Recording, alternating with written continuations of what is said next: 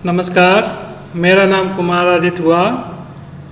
जैसा कि आज का टॉपिक है बाल केंद्रित एवं प्रगतिशील शिक्षा की अवधारणा। उससे पहले क्लास शुरू करने से पहले हम लोग एक पंक्ति को देख लेते हैं। संघर्ष में आदमी अकेला होता है, सफलता में दुनिया उसके साथ होती है। जब जब जग किसी पर हंसा है, तब तब उसी ने इतिहास रचा है।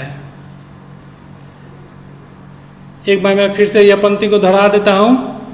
संघर्ष में आदमी अकेला होता है, सफलता में दुनिया उसके साथ होती है। जब जब जग में किसी पर हंसा है, तब तब उसी ने इतिहास रचा है।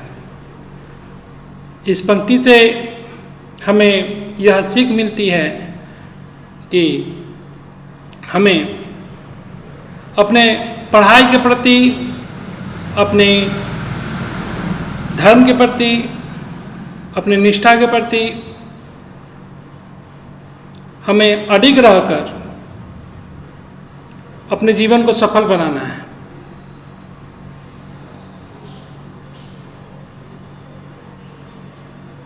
हमारे मनुष्य के अंदर वो सभी प्रतिभा हैं जो वो सब कुछ कर सकते हैं। ठीक है, हमें किसी भी आदमी को छोटा या बड़ा नहीं समझना चाहिए। हाँ, उसे हौसला देकर उसे आगे बढ़ाने की जरूर कोशिश करनी चाहिए। उसे सुंदर समाज परिवार परिवेश मिलना चाहिए उसे। ठीक है, इन्हीं शब्दों के साथ अब की बात सीटेट पार्ट 2022 का जो लक्ष्य है वो हम लोग सफलतापूर्वक सफल करेंगे। आदित्य के सीटेट क्लासेस में आप सभी लोग का स्वागत है। यह मेरा टेलीग्राम का लिंक हुआ। आइए अब हम लोग जो टॉपिक है बाल केंद्रित एवं प्रगतिशील शिक्षा की अवधारणा, सभी अभी जितने भी चैप्टर हुए हैं वो सबका यह एक धूड़ी के रूप में इसका प्रयोग हम लोग कर सकते हैं कि यही एक मैंने CDP का जो है समझिए कि प्रमुख अंग है। बाल केंद्रित शिक्षा क्या है, इसके बारे में हम लोग जानकारी प्राप्त करेंगे और प्रगतिशील शिक्षा की अवधारणा के बारे में हम लोग समझेंगे इसको। पहले की भांति यहाँ पे आप लोग को परीक्षा उपयोगी तथ्य को पहले मैंने प्रस्तुत किया है।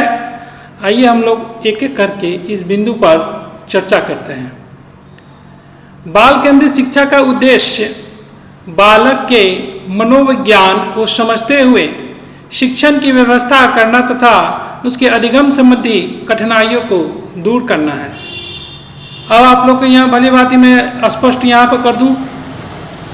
बाल केंद्रित शिक्षा का उद्देश्य बालक के मनोविज्ञान को समझते हुए शिक्षण की व्यवस्था करना तथा उसकी अधिगम संबंधी कठिनाइयों को दूर करना है। यहाँ अधिगम का अर्थ क्या होता है? अधिगम का अर्थ होता है सीखना। ठीक है, चलिए, अधिगम का अर्थ है सीखना। उसका कोई भी चीज़ में मतलब कोई भी विषय में उसको सीखने में कठिनाइयाँ हो तो वहाँ पे उसको दूर किया जा सकता है। दूसरा बिंदु कहता है बाल केंद्रित शिक्षा के अंतर्गत बालक की शारीरिक और मानसिक योग्यता के विकास के आधार पर अध्ययन किया जाता है। क्या कहता है? बाल केंद्रित शिक्षा के अंतर्गत बालक के शारीरिक और मानसिक योग्यता के विकास के आधार पर अध्ययन किया जाता है। ठीक है, अब एक चीज़ मैं यहाँ पर स्पष्ट कर दूँ कि बाल केंद्रित शिक्षा जो है वह समझिए कि हम लोग का मैंने कक्षा वर्ग में एक मैं आपको उदाहरण के रूप में आपको प्रस्तुत करता हूँ। कक्षा में 35 बच्चे हैं। ठीक, आप वहाँ पे गए, आकलन किए, किसी कोई खेल का आयोजन करके, उसमें आप देखिएगा जो चीज़ आप समझाए वहाँ पे उस विषय वस्तु को आपने समझाया, मान लीजिए कि कोई चित्र है, चित्र का मैंने समझिए कि 5-6 टुकड़ा है, आपने बोला सभी बच्चों को उसने आपने दिया, वो कूट का तरह बना के TLM का प्रयोग करके, ठीक है, TLM का प्रयोग करके आपने क्या किया, कुछ बच्चों कुछ चित्र का टुकड़े आपने दिए। जैसे मान लीजिए कि एक हाथी का चित्र है, उसको क्या किया कि आपने नंबर बना दिया, यह खाना इसको सजाएंगे, 16 खाना में उसको तैयार किया आपने और वहाँ पर दे दिया गया कि अब बच्चे लोग को दे दिए कि हाँ इसको अब सजा दीजिए आप लोग। तो देखिएगा कि कुछ बच्चे उसमें जल्दी से सजा देंगे, कुछ बच्चे क्या होंगे उसमें धीरे धीरे उसको सजाएंगे, ठीक है, और कुछ बच्चे जो है उसके समझ में नहीं आएगा कहाँ पर क्या है, ये सब चीज़ का है कि नहीं। यहाँ पे यहीं पर क्या होगा, आप वहाँ पर मानसिक जांच कर लीजिएगा बच्चों का, कौन बच्चा किसने कितना वो चीज़ को समझ पाया है, यही सब चीज़ का यहाँ पर मानसिक योग्यता के विकास के आधार पर अध्ययन किया जाता है, ठीक है। मैं समझता हूँ कि आप इस उदाहरण से आप लोग को यह स्पष्ट हो गया होगा। आइए हम लोग अब अगले बिंदु की ओर बढ़ते हैं। बालक केंद्रीय पाठ्यक्रम की रुचियों और आवश्यकता एवं योग्यताओं के आधार पर पाठ्यक्रम का निर्माण किया जाता है, ठीक है। यहाँ क्या करा है, एक पाठ्यक्रम, ठीक, क्या है, बाल केंद्रित पाठ्यक्रम की रुचियों, आवश्यकताओं एवं योग्यताओं के आधार पर पाठ्यक्रम का निर्माण किया जाता है ना। पाठ्यक्रम का निर्माण होता है। एक होता है, मैं एक एग्जाम्पल के तौर पर आपको मैं इसको स्पष्ट कर देता हूँ, सिलेबस और कुरिकुलम, ठीक है। तो यहाँ पर जो बच्चों का जो सिलेबस जो रखा गया है, पाठ्यक्रम जो रखा गया है, उनकी रुचियों की आवश्यकताओं के अनुसार के आधार पर उसको किया जाता है। अब ज़रा सा सोचिए कि कुरिकुलम जो बनाया गया, ठीक है, कुरिकुलम जो बनाया जाता है उसमें कैसे इसका निर्माण होता है।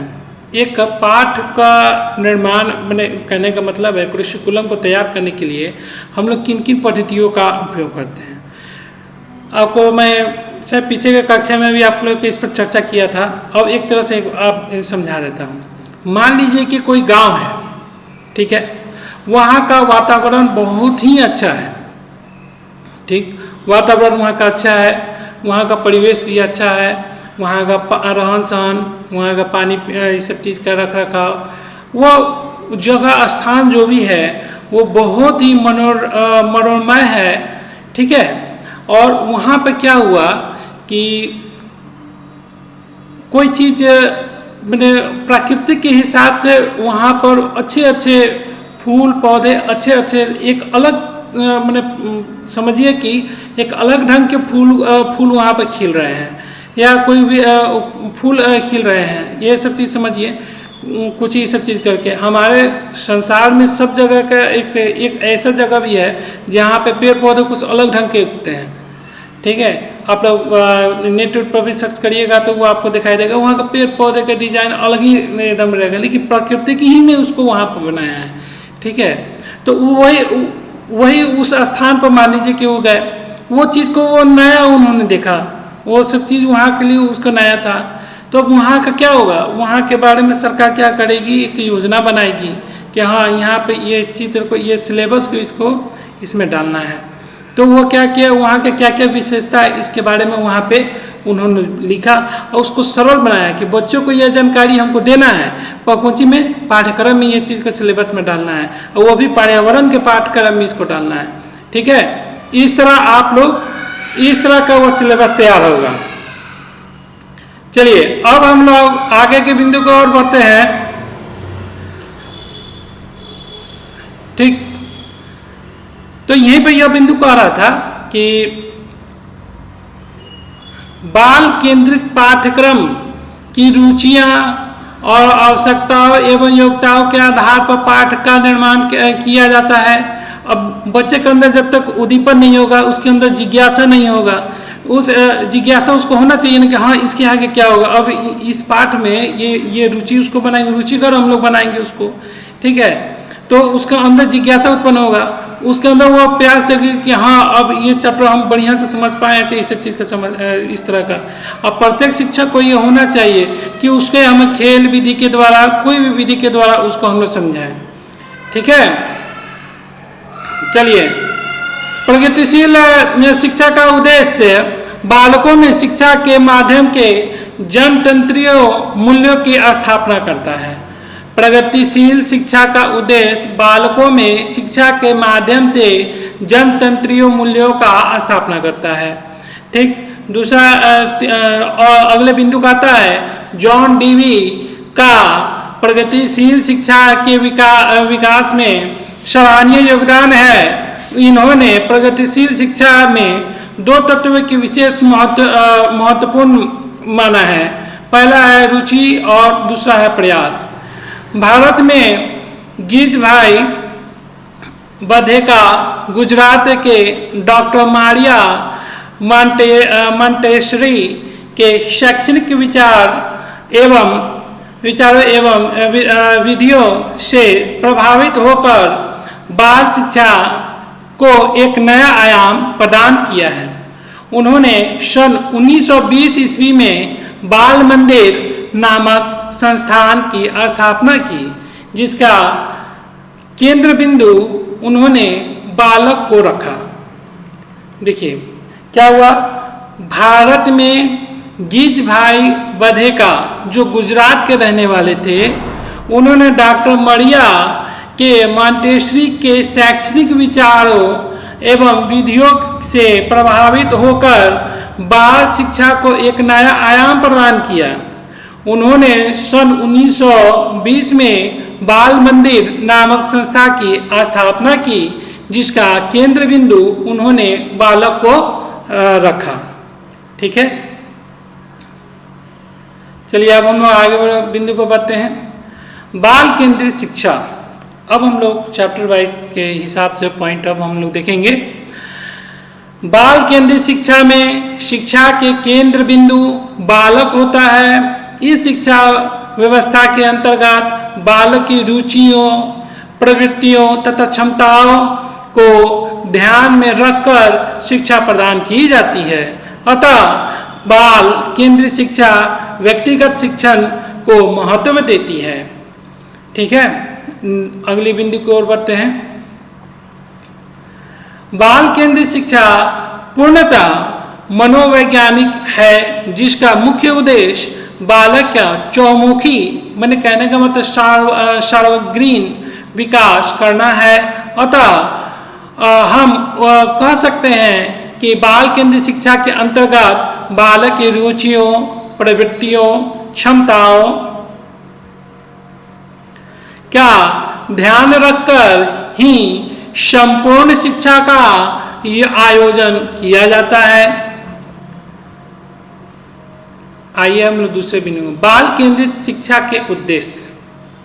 देखिए मैं पहले भी कह चुका हूँ कि बाल केंद्रित शिक्षा के बारे में है, तो हम लोग शिक्षक हैं, ये कैसे हम लोग प्रमाणित करेंगे। बच्चों को जब तक उसकी कमियों को दूर नहीं करेंगे, गलतियों को उनको क्षमा नहीं करेंगे, और उनकी जो कमजोरियां जो हैं, जो वो खुलकर नहीं बोलते हैं बच्चे, उसको हम लोग नहीं समझ के करेंगे, तो हम लोग शिक्षक कैसे कहलाएंगे। इसी सब के लिए तो हम लोग शिक्षक बने हैं, है कि नहीं। तो बाल केंद्रित शिक्षा का उद्देश्य बच्चों को उनकी योग्यता, क्षमता एवं रुचियों के अनुसार शिक्षा ग्रहण कराना, बच्चों को अधिक से अधिक रचनात्मक कार्य करने का अवसर प्रदान करना, बच्चों को उनके विद्यालय घर पड़ोस के जीवन को उनके विषयों से जोड़ना और अवसर प्रदान करना, स्वयं का कार्य करने, खोजने एवं नियमों को जानने का अवसर प्रदान करना, प्रत्येक बच्चे को उनकी क्षमता और कौशल व्यक्त करने के लिए समुचित अवसर प्रदान करना, है ना। इन्हीं 5 विधियों के द्वारा बच्चों का हम लोग शैक्षिक विकास किया जा सकता है। आइए हम लोग बाल केंद्रित शिक्षा की विशेषताएं के बारे में हम लोग चर्चा करते हैं। बाल केंद्रित शिक्षा का एक आधारभूत शिक्षा है जिसके माध्यम से बालक को हम शुरुआती तौर पर जिधर चाहे उधर ही निर्देशित कर सकते हैं। बाल केंद्रित शिक्षा में बालक का चौमुखी विकास पर बल दिया जाता है। तीसरा बिंदु कहता है इसमें बालक के उसकी अभिरुचि, बुद्धि और स्वभाव के अनुसार ही शिक्षा दी जाती है। इसके कारण मंद बुद्धि और तेज बुद्धि वाले बालक आसानी से अपने स्वभाव अनुसार आगे बढ़ते हैं। बालक को शारीरिक और मानसिक तौर पर सही दिशा की ओर निर्देशित करना ही बाल केंद्रित शिक्षा का ही एक महत्वपूर्ण अंग होता है। देखिए, आपको हम एक उदाहरण हम देते हैं, बताते हैं। आप देखिएगा, बच्चों को मैं एक वो वाला उदाहरण बताया आपको, कूट वाला उदाहरण, जो बच्चों के चित्र कूट पर बना हुआ है और उसके 16 टुकड़े हैं, उसको सजाने के लिए बच्चों के लोग को वो देंगे, ठीक है। उस तरह का TLM का उपयोग करके उस सब चीज़ को सिखाया जाएगा। अब यहाँ पे देखिए क्या कहते हैं। अब आप एक क्वेश्चन आप लोग को मन में उठ रहा होगा कि बच्चे का विकास हम लोग कैसे करें और कक्षा में बच्चे का विकास कैसे किया जाए, उसे क्या क्या कर सकते, उसे कौशल सिखाकर, ठीक है। बच्चे में एक चीज़ खूबी होती है, बच्चे देख कर बहुत जल्दी सीखते हैं। अनुकरण करने की क्षमता उन लोग को बहुत तीव्र होती है उस समय, है कि नहीं। तो आप एक चीज़ देखिएगा, अगर आपको 35 कक्षा में 35 बच्चे हैं आपके, तो आप क्या करिए कि 35 बच्चे को एक साथ रखिए, ठीक है, एक साथ है ही। आप देखिए उसमें कि कौन बच्चा थोड़ा कम समझ रहा है या कोई सब चीज़ का हो रहा है, तो आप गौर करिएगा कि कुछ तीव्र गति वाले बच्चे जो होते हैं ना, बहुत ज़्यादा नटखट और बदमाश होते हैं। और इस लोग आप क्या करिएगा कि जो थोड़ा सा कम माने बुद्धि वाले बच्चे लोग हैं, थोड़ा उसके माने मीडियम वाले बच्चे लोग जो हैं, उन लोग के बीच में एक बच्चा को उठाइए। मान लीजिए कि 10 बच्चा तेज है या 15 बच्चा तेज है, आप क्या करिए, ग्रुप बना के उसमें से एक एक बच्चा को बीच में डाल दीजिए, उस बेंच पर उसको बैठा दीजिए। इससे क्या होगा, आप देखिएगा 2 से 3 महीने में वो बच्चे का जो साथ में भी बच्चे जो है ना, वो लोग भी बहुत तीव्र गति से वो भी तेज हो जाएंगे, ठीक है। क्या कि बच्चे देख के सीखते हैं। और स्पष्ट हो गया।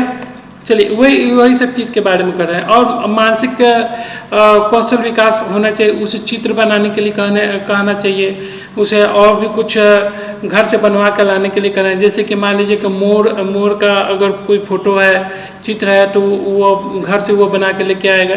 तो अभी तो नया शिक्षा में इसी तरह सब चीज़ तो पढ़ाया जा रहा है अभी, ये सब चीज़ करके, है कि नहीं। चलिए अभी आगे हम लोग अगले बिंदु को ओर बढ़ते हैं। बाल केंद्रित शिक्षा का महत्व के बारे में अब हम लोग चर्चा करते हैं। सरल और रुचिपूर्ण शिक्षा प्रदान करना चाहिए। बच्चों को क्या सरल भी, आसानी से भी हो और उसके लिए रुचिपूर्ण हो। तो यह कैसे हो सकता है? बच्चों को जब तक हम लोग TLM के द्वारा अगर नहीं हम प्रस्तुत करेंगे, बच्चे के दिमाग में होगा ऐसा समझ में आएगा? नहीं आएगा। आप उसको तरह तरह की विधि से उसको समझाइए, ठीक है। तरह तरह की विधि से समझाएंगे तभी जाके बच्चों में सर्वांगीण विकास उसका हो पाएगा। आत्मभय का अवसर प्रदान करना चाहिए। उसे खुद से वो बताना चाहिए कि हाँ, ऐसे वो अपने से उसके अंदर होना चाहिए कि हाँ मैं ये काम कर सकता हूँ, इस तरह करके। व्यवहारिक और सामाजिक ज्ञान के साथ जोड़ना, ठीक। समाज में रहकर उसको व्यवहारिक ज्ञान, बड़ों को प्रणाम करना, ठीक है, उनका आदर सम्मान करना, ये सब चीज़ को बताना चाहिए। क्रियाशील पर आधारित शिक्षा प्रदान करना चाहिए, ठीक है। और स्वयं करके सीखने पर बल देना चाहिए। उसे स्वयं करके कहने के बाद वो खुद से करके वो चीज़ को सीखे तो वो अभ्यास में आगे बढ़ जाएगा, है ना। चलिए अब हम लोग बाल केंद्रित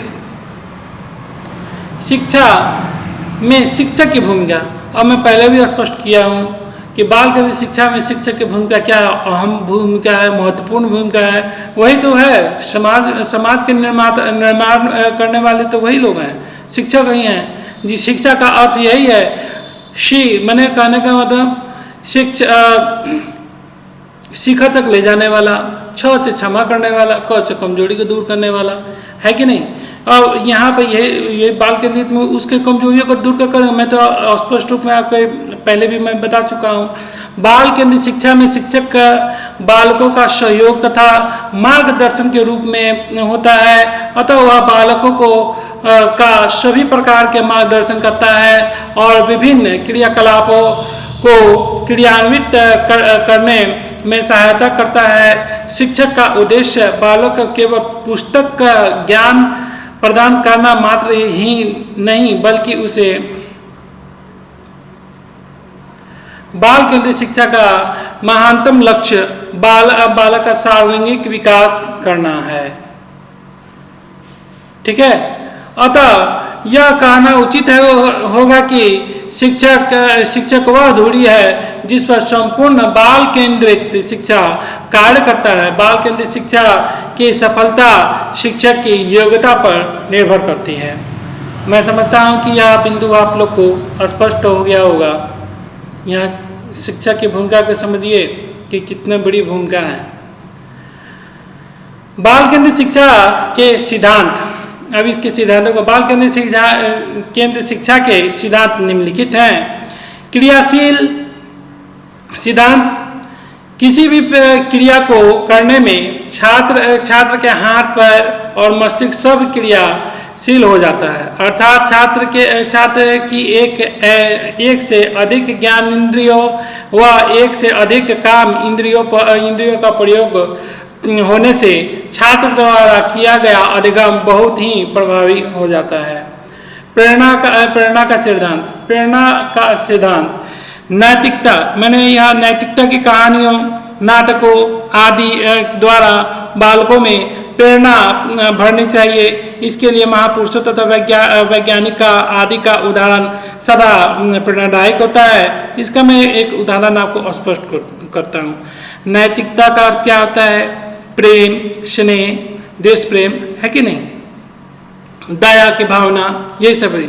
तो ये कहानियाँ उसके बताना चाहिए, वीरता के बारे में उसमें बताना चाहिए, महाराणा प्रताप के बारे में बताना चाहिए, बिरसा मुंडा के बारे में बताना चाहिए, है कि नहीं।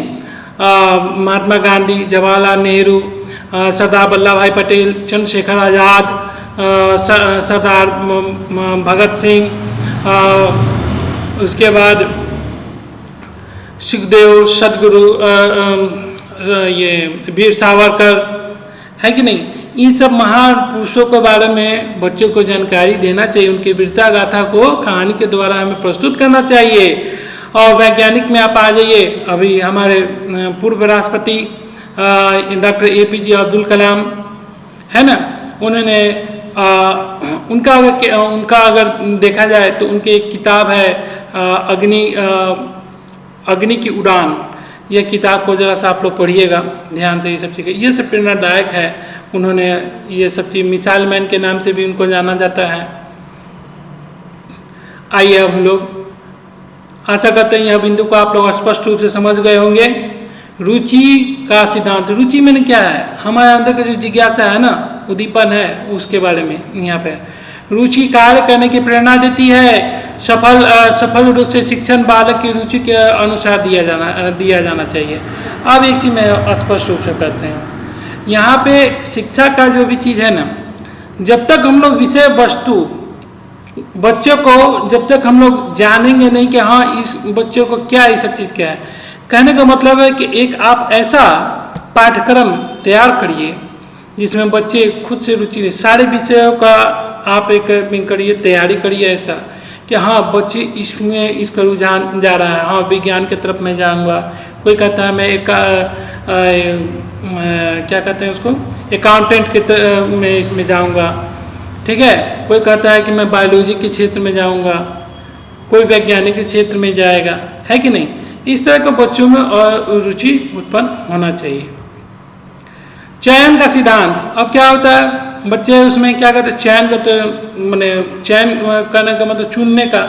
छात्रों की रुचि के अनुसार उन्हें पढ़ाना, और यदि उनका मन खेलने का होता है तो उसे उस स्थिति में कौन सा पढ़ाया इसके लिए चयन करना तथा बालक के योग्यता के अनुसार विषय वस्तु का चयन करना चाहिए।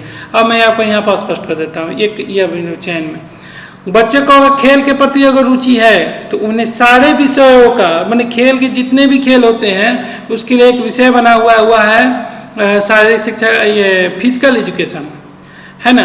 फिजिकल एजुकेशन एक विषय है, क्लास 12 में है। उसमें आपको क्या है कि उसमें बताया गया है कि क्रिकेट का मैदान कितना है, बल्ला का भार कितना है, बॉल का भार कितना है, आपको मैदान का, ये बैडमिंटन का कोर्ट कितना है, वॉलीबॉल का कोर्ट कितना है, यह सब चीज़ के बारे में वहाँ पर उस किताब में जानकारी दिया। हमें क्या करना चाहिए, हम कैसे स्वस्थ रह सकते हैं, एक्टिव कैसे रख सकते हैं, कौन सा योगा करना चाहिए, कैसे प्राणायाम करना चाहिए, योग करना चाहिए हमें, यह सब चीज़ के बारे में यहाँ पे चीज़ को बताया गया है ना। हमें कितना नित्य अभ्यास करना चाहिए, कैसे हमें बल्ला को पकड़ना है, कैसे शॉट लगाना है, कैसे बैडमिंटन को खेलना है, कैसे शॉट लगाना है, ये सब प्रशिक्षण उस फिजिकल एजुकेशन में हम लोग को प्रशिक्षण में वहाँ पर वो पाठ से आप लोग को मिल जाएगा। ठीक है, मैं समझता हूँ कि यह बिंदु आपको चयन की जो प्रक्रिया है ये खेल संबंधित आपको है, मैंने यहाँ पर स्पष्ट किया।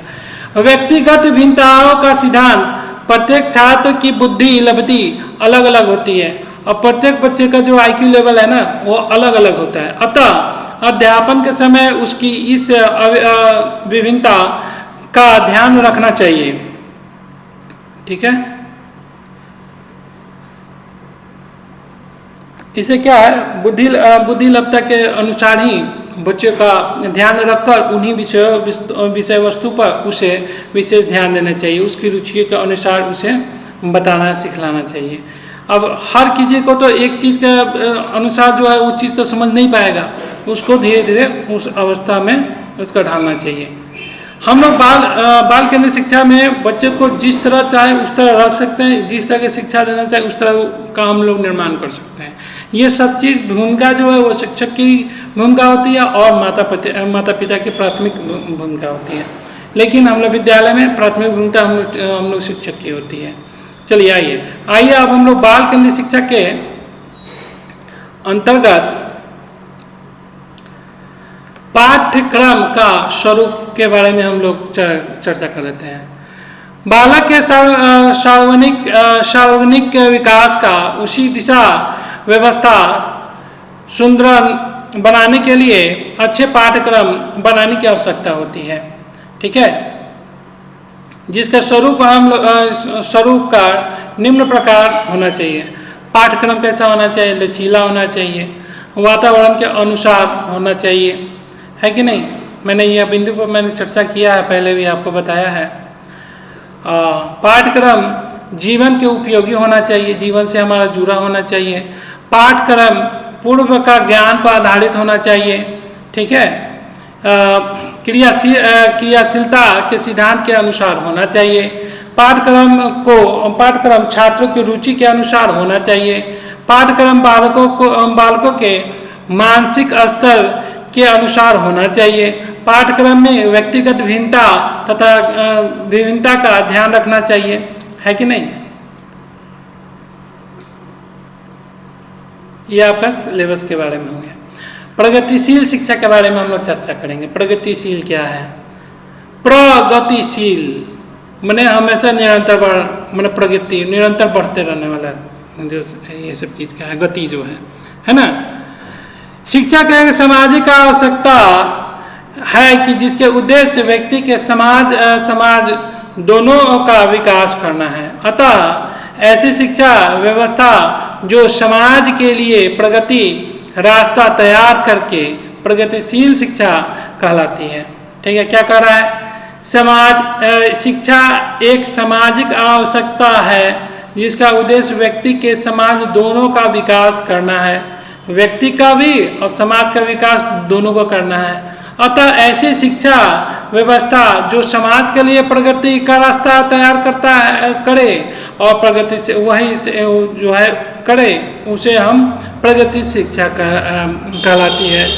प्रगतिशील शिक्षा की अवधारणा के विकास में जॉन डीवी का विशेष योगदान है।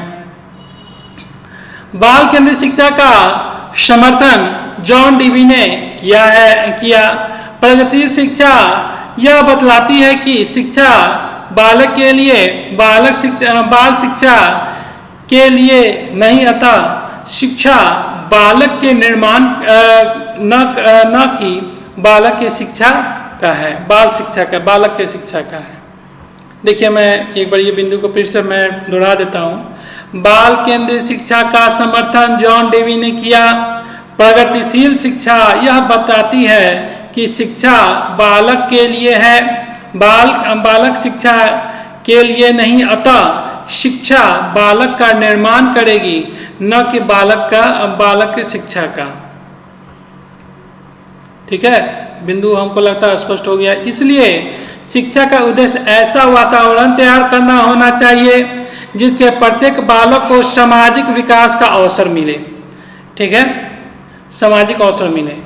प्रगतिशील शिक्षा का महत्व बालकों की रुचि को ध्यान में रखकर उनका निर्देशन करना चाहिए। बालक को स्वयं करके सीखने पर बल दिया जाना चाहिए। प्रगतिशील शिक्षा के अंतर्गत के अनुसार बनाए रखने के लिए बालकों का स्वाभाविक प्रवृत्ति को दबाना नहीं चाहिए। बालक के व्यक्तिगत का विकास बेहतर हो ताकि शिक्षा के द्वारा जनतांत्रिक के मूल्यों का स्थापना किया जा सके। पांचवें बिंदु कहता है प्रगतिशील शिक्षा के उद्देश्य बालकों का विकास करना है। आइए हम लोग प्रगतिशील शिक्षा के सिद्धांत के बारे में चर्चा कर लेते हैं। प्रगतिशील शिक्षा मस्तिष्क एवं बुद्धि का सिद्धांत। मस्तिष्क एवं बुद्धि के मनुष्य की उन क्रियाकलाप के परिणाम है जो व्यवहारिक या सामाजिक समस्याओं को सुलझाने के लिए फलस्वरूप तैयार होता है। ज्यों-ज्यों वह जीवन को दैनिक क्रियाओं को करके मानसिक शक्तियों का प्रयोग करता है, त्यों-त्यों उसका विकास भी होता जाता है। आइए अब हम लोग दूसरे बिंदु चिंतन की प्रक्रिया का सिद्धांत हम लोग को देखेंगे। यहाँ सबसे पहले चिंतन को हम लोग समझ लेते हैं। चिंतन का अर्थ होता है किसी विषय वस्तु पर सोचना, शोध करना, सोच के करने के लिए। चिंतन केवल मनन करने से पूर्ण नहीं होता और ना ही भावना समूह से इसकी उत्पत्ति होती है। चिंतन का कुछ कारण जरूर होता है। किसी हेतु के आधार पर मनुष्य सोचना आरंभ करता है। यदि मनुष्य की क्रिया सरलतापूर्वक चलती रहती है तो उसे सोचने की आवश्यकता ही नहीं पड़ती, किंतु जब उसमें प्रगति में बाधा पड़ती है तो वह सोचने के लिए बाध्य हो जाता है। अब मैं एक उदाहरण के तौर पर यहाँ पर चिंतन के बारे में आपको मैं स्पष्ट रूप से कर देना चाहता हूँ। मान लीजिए कि आपके कक्ष में एक प्रश्न आ गया। प्रश्न वह गणित का प्रश्न है, 2 जोड़ 2 भागा 2 यह कितना होगा। कुछ बच्चों ने झट से जवाब दिया कि यह 2 हो गया। वहीं पर कुछ विद्यार्थी जो थे वो कुछ देर धैर्य बनाए, कुछ वो चिंतन किए और उन्होंने उत्तर को क्या दिया, उन्होंने उत्तर को दिया यहाँ उत्तर जो होगा यह 3 होगा। ठीक है, कुछ वो चिंतन किए, सोचे तो यहाँ पे। ठीक है, इसी के बारे में आपका ये जो टॉपिक जो है यह चिंतन की प्रक्रिया का सिद्धांत मैं स्पष्ट रूप से आप लोग को स्पष्ट कर दिया हूँ। ठीक है, ज्ञान का सिद्धांत। आइए अब हम लोग ज्ञान के सिद्धांत के बारे में चर्चा कर लेते हैं। ज्ञान का कर्म का ही परिणाम है। कर्म अनुभव से पूर्ण आता है तथा अनुभव अनुभव का स्रोत है, ज्ञान अनुभव का स्रोत है। जिस प्रकार बालक के अनुभव से यह समझता है कि अग्नि हाथ जला देती है, उसी प्रकार उसका संपूर्ण ज्ञान अनुभव पर आधारित होता है। अब मैं इसका आपको एक उदाहरण स्पष्ट रूप से करता हूँ। मान लीजिए कि छोटा बच्चा है, ठीक है, आप उसको कहिएगा, मैंने पहले के ज़माने में, अब तो ये लैंप अब नहीं देखने को मिलता है, हम लोग के ज़माने में था उस तरह करके, अब तो सब LED बॉल आ गया, ये सब चीज़ का ही हो गया नया ये सब चीज़ करके।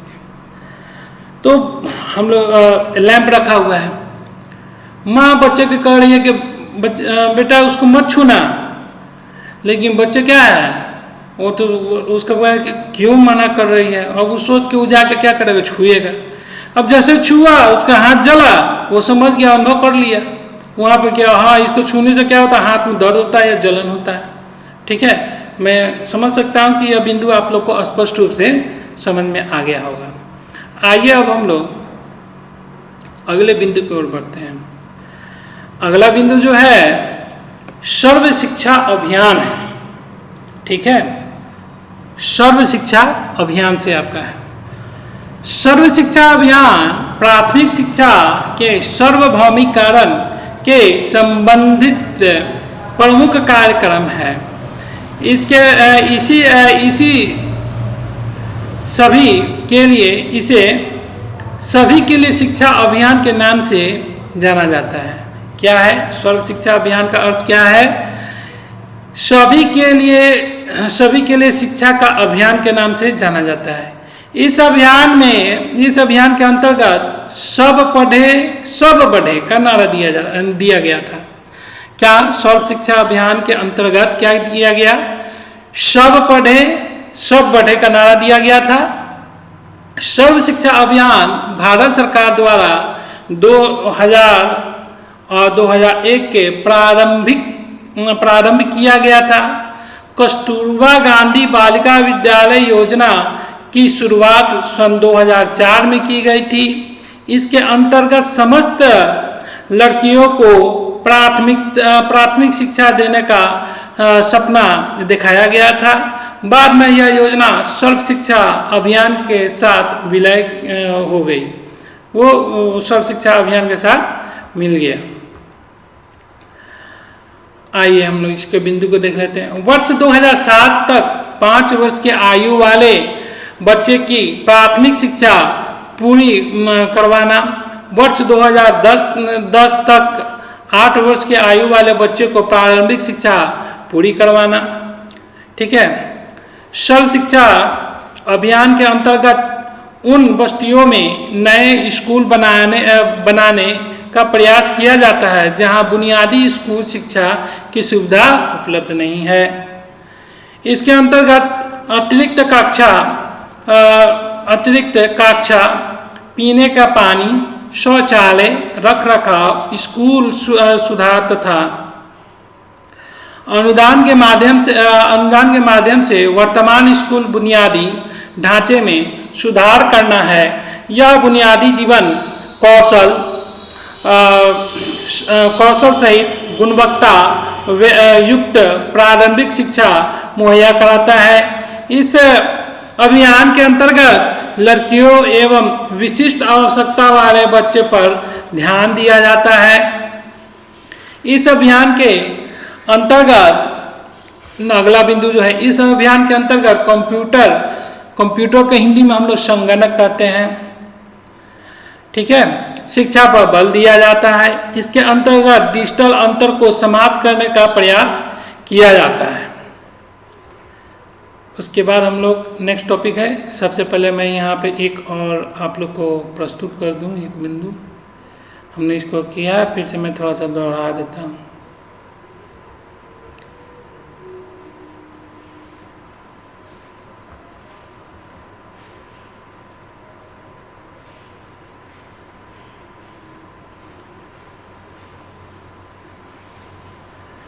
हाँ, अब ये नियमावली शायद 2022 में इस तरह का भी आया है, वर्ष 2007 तक का ही था, उसमें 5 वर्ष के बच्चे को लेके इस का। अब जो है सरकारी स्कूलों में, विद्यालयों में 6 वर्ष के बच्चों का ही नामांकन शुरू होगा।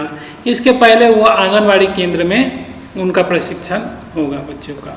ठीक है, अब यह थोड़ा चेंज हुआ है, बदलाव हुआ है, यही मैं आप लोग से कहना चाह रहा था, इसलिए इस बिंदु पर मैं आया था। चलिए अब आगे हम लोग बढ़ते हैं अगले बिंदु की ओर। वह बिंदु है आपका मिड डे मील स्कीम, मध्याह्न भोजन स्कीम। मध्याह्न भोजन scheme, mid day meal scheme की शुरुआत सर्वप्रथम भारत के तमिलनाडु से प्रारंभ हुई, जिसका उद्देश्य सर्व शिक्षा अभियान को सफल बनाना था। यह योजना 15 अगस्त 1995 को पोषाहार समर्थन के राष्ट्रीय कार्यक्रम मध्याह्न भोजन स्कीम की शुरुआत की गई थी। ठीक है, मिड डे मील स्कीम की शुरुआत कहाँ से हुई थी? तमिलनाडु इससे क्या कहेंगे उसको, राज्य से हुई थी। 1 सितंबर 2004 को प्राथमिक विद्यालय में पके पकाए भोजन उपलब्ध कराने का योजना आरंभ कर दी गई।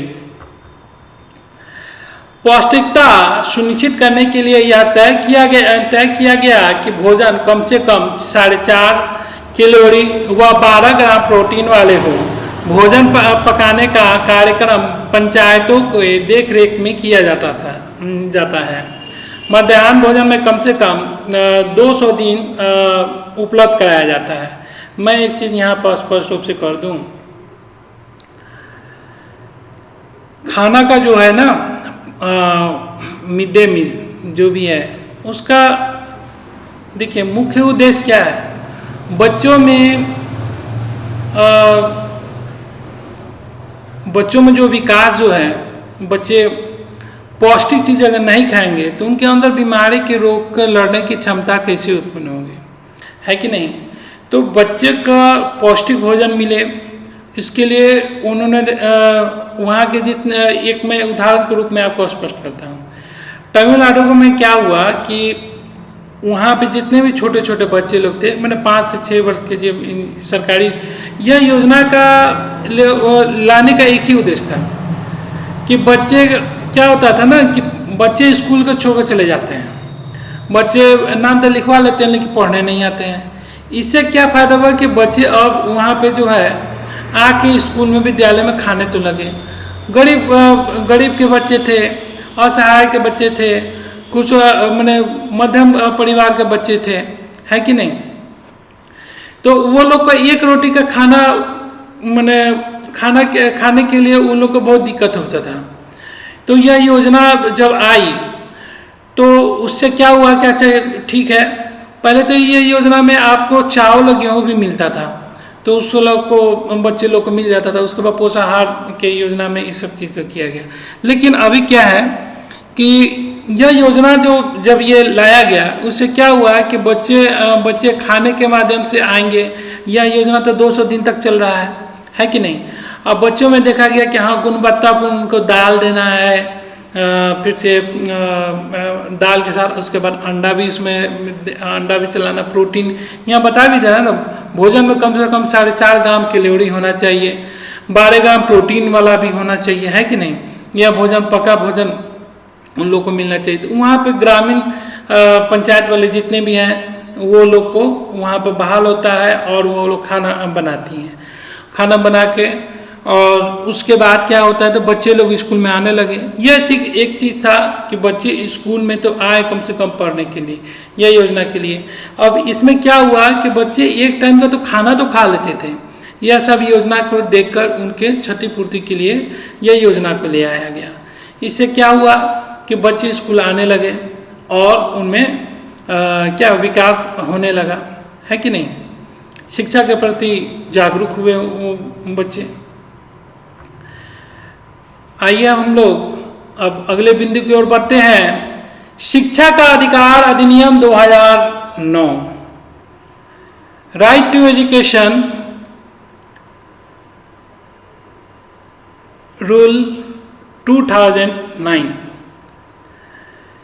शिक्षा का अधिकार अधिनियम 2009 राज्य परिवार समुदाय सहायता से 6 से लेकर 14 वर्ष तक के सभी बच्चों के लिए मुफ्त एवं अनिवार्य शिक्षा गुणवत्तापूर्ण प्राथमिक शिक्षा सुनिश्चित करता है।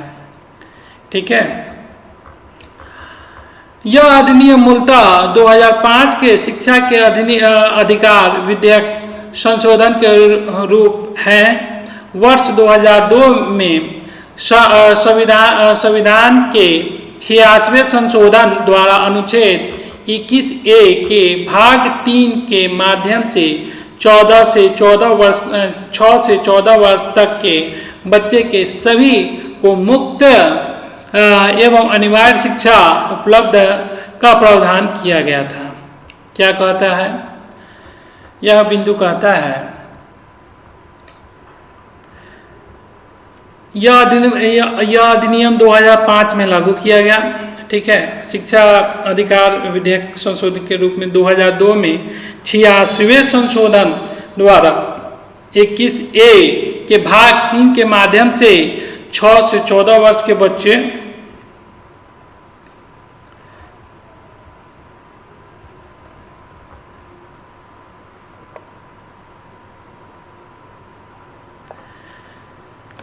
को मुफ्त शिक्षा अनिवार्य उपलब्ध कराना का प्रावधान किया गया। इसका प्रभावी बनाने के लिए 4 अगस्त 2009 को लोकसभा में यह अधिनियम पारित किया गया, जो 1 अप्रैल 2010 को पूरे देश में लागू किया गया। अब इसका एक बात समझिए, राइट टू एजुकेशन का अर्थ माने क्या क्या हुआ। इसमें हुआ ये कि मध्यम परिवार के, गरीब परिवार के, ठीक है, अत्यंत पिछड़े परिवार के सब लोग को यह शिक्षा क्या किया गया? मुक्त कर दिया गया। वो जागरूक हुए अपने पढ़ाई के प्रति के लिए। ठीक है, ये सब चीज़ के बारे में जब तक वो 18 वर्ष के नहीं होंगे तब तक उन्हें दूसरा कोई काम के लिए नहीं भेजा जाएगा। और ये मान लीजिए कि कुछ बच्चे क्या करते हैं, पैसा कमाने के लिए अभी 14 वर्ष के हुए, उससे भी कम के हुए तो कहीं दुकान पर लग गए, वहाँ पर बर्तन साफ कर रहे हैं, जो कुछ भी कर रहे हैं। लेकिन सरकार द्वारा ये योजना चलाया गया ये कि नहीं, 6 से 14 वर्ष के बच्चे को अनिवार्य रूप से शिक्षा उसको देना है। ठीक है, यही सब आप लोग के लिए यह बिंदु था। तो आज का सेशन यहीं पर समाप्त होता है। आदित्य कीर्ति सीटेड क्लासेस में आप सभी लोग का स्वागत है। कहने का अर्थ है कि वीडियो थोड़ा सा लेट से आया। आप लोग कह रहे होंगे कि बहुत दिन हो गया वीडियो को आए हुए। हाँ, थोड़ा कुछ काम था, इसके लिए थोड़ा सा लेट हुआ वीडियो में, लेकिन कोशिश प्रयास रहेगा कि अब इसका जो है नेक्स्ट जो टॉपिक जो रहेगा इसका MCQ आप लोग के सामने प्रस्तुत करें। और आदित्य कीर्ति सीटेड क्लासेस में आप लोग जम के भाग लीजिए। मैं हर बार कहता हूँ, अब की बार सीटेड पार्ट 2022 आप लोग को यह सीटेड का एग्ज़ाम अब मैंने अनिवार्य रूप से आप लोग को निकालना है। अब तो देखिए, अब यहाँ पे इसमें 40 या 60 वाला आ गया है। ये 40-60 वाला एक प्रावधान लेके लोग उपस्थित हुआ है लोग बिहार में 60-40 का रूल रेगुलेशन अब नया नियमावली बना है। कहने का मतलब है कि 40-60 क्या है, मैं स्पष्ट कर देता हूँ। इसमें क्या किया गया है कि आपका DLED, आपका इंटर का मार्क्स, आपका मैट्रिक का मार्क्स, इस सब को जोड़ के 40% उसका निकाल के, और फिर उसके बाद आपका सीटेड का आपने मान लीजिए कि सीटेड में अगर आप अच्छा क्वालिफाई कर रहे हैं, 100, 125, 130 कर रहे हैं, तो वो आपका मार्क उसका 60% मार्क्स जोड़ के ये 40-60 जोड़ के आपको अंक प्राप्त जो होगा वह ये सब के माध्यम से अभी रखा गया था। इसी के लिए मैं बार बार जोड़ कर रहा हूँ कि अब की बात सीटेड पर 2022। कहने का मतलब है जम के भाग लीजिए, समझिए चीज़ को, किताब भी पढ़िए, सब चीज़ पढ़िए, और इस सेशन को भी भाग लीजिए। जितना आप किताब पढ़िएगा उतना आपको समझ में आएगा। अब मैं भी आपको साथ में ही हूँ, यह टॉपिक को लेकर चला हूँ, तो इसको पूरा पूर्ण रूप में आप लोग को पूरा मैं साथ में ही रहूँगा। ठीक है, चलिए ठीक है, आज का सेशन समाप्त करते हैं। नमस्कार।